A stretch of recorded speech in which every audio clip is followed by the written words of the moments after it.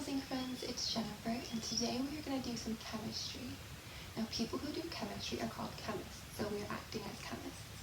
So chemists are interested in the elements. Elements are the tiny things that make up everything in the entire world. So there's this thing called the periodic table of the element, which lists all of the known elements that we have, and everything you can think of is made up of those elements. So for example, water is made up of hydrogen and oxygen, two elements. Even your own body, as crazy as it is to think about, is made up of so many different elements. There's hydrogen, oxygen, carbon, nitrogen, calcium. All of those things are making up your body right now. Because elements make up everything we know, it's really important to understand their properties, and that's what chemists do. So a chemist might see how two different elements combined react, or if they can create something new with them.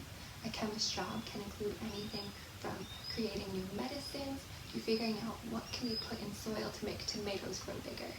So if you've ever maybe made slime, you've done chemistry.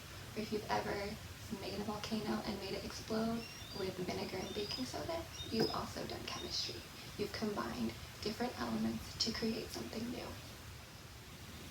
Every scientist starts with a question, and then they create experiments to help them answer their question. So lately I've been doing a lot of experiments with vinegar and baking soda, and we've seen that when we mix vinegar and baking soda, we cause a chemical reaction that produces carbon dioxide bubbles. So my question, what I've been wondering lately is, are there other things that we could mix with vinegar or with baking soda that create that same reaction to produce carbon dioxide bubbles? So, are there something that I can maybe mix with vinegar besides baking soda that would produce those carbon dioxide bubbles?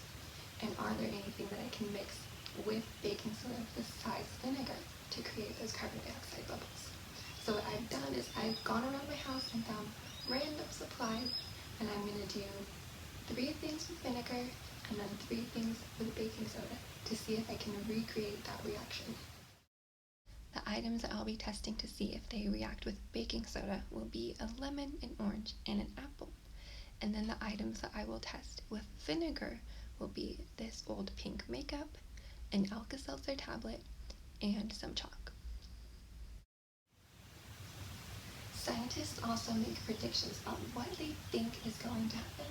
So I'm going to predict that my baking soda will react with the lemon, but not with the orange and not with the apple. Now, I'm not just guessing and making a random prediction. I'm using it based on what I know about the things that I've chosen. So I know that vinegar is acidic, and I know that when I've gotten vinegar on a cut on my finger, it's burnt. I also know that when I've gotten lemon on a cut on my finger, it has burned. So I think lemon juice is probably acidic too, and that means that it will react with the baking soda. Now, for my vinegar, I'm going to predict that all 3 of the items I've chosen will react with it. I'm making this prediction based off of the fact that baking soda is a very powdery substance, and all 3 of these things I've chosen are also powdery. So I think maybe they have similar properties to baking soda and will therefore also react with vinegar. Just to remind you of what this reaction looks like, I'm going to drip some vinegar onto this baking soda, and you can see the carbon dioxide bubbles forming. So that's what we are hoping to see with some of our other experiments. I'm going to go ahead and start with my lemon and just sprinkle some baking soda right over top of it, and let's see what happens.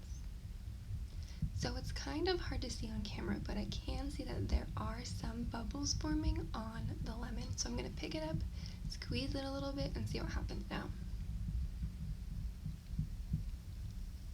So it's easier to see here that as there is juice coming out of the lemon, more bubbles are forming. So there is definitely a reaction happening here. But what I want to do now is just squeeze out some pure lemon juice and put baking soda directly on that to see what happens with that. So here's my lemon juice, and then I'm going to do the same again and just sprinkle baking soda on top.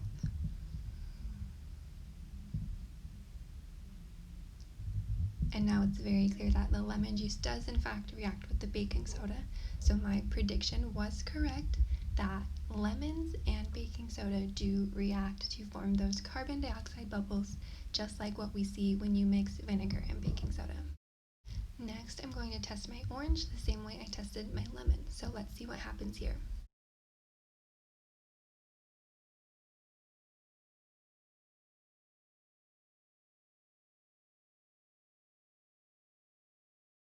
This is also hard to see, but I do see little bubbles on my orange. So let's pick this up too and see what happens when we squeeze it.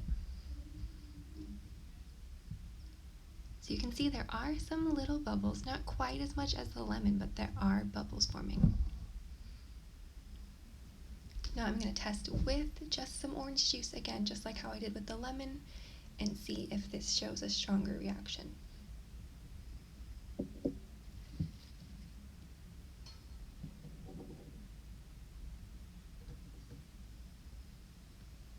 It's clear that the orange juice and the baking soda does produce a chemical reaction, but it's not quite as strong as the lemon juice reaction.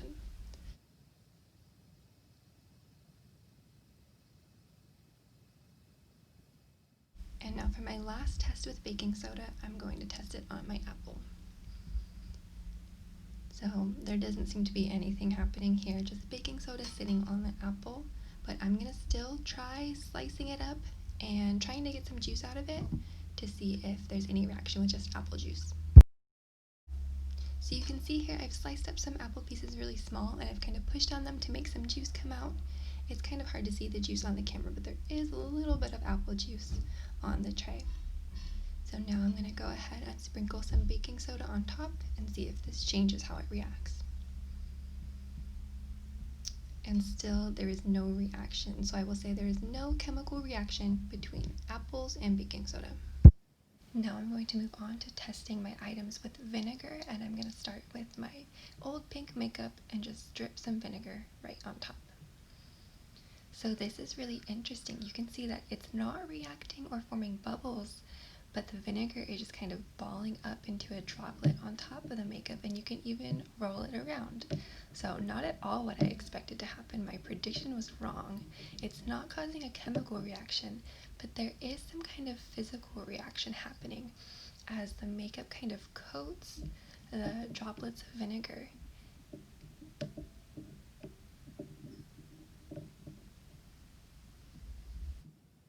I think it's really interesting that even as I poke around these droplets, they aren't popping or bursting. You can see that one that rolled off onto the table did burst after it hit the table.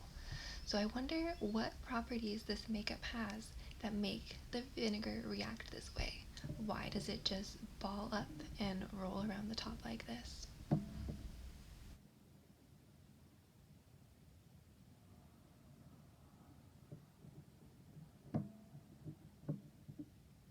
Next, I will test my Alka-Seltzer tablet by dripping some vinegar right on top of it. And you can see it is reacting. We do have those bubbles forming, just like how I thought it would.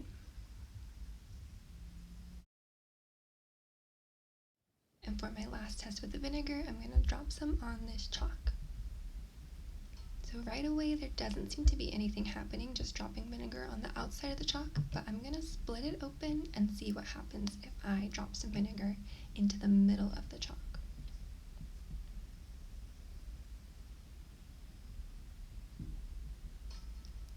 And I still don't see a chemical reaction here, but again, just a physical reaction because I can see the vinegar is just sinking right into the chalk and disappearing inside of it. When I touch it right here, I can feel that it's dry, so the vinegar went right down inside of the chalk. Let's talk about what we saw happen.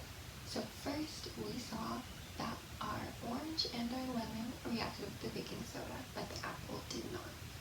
Why do you think that happened?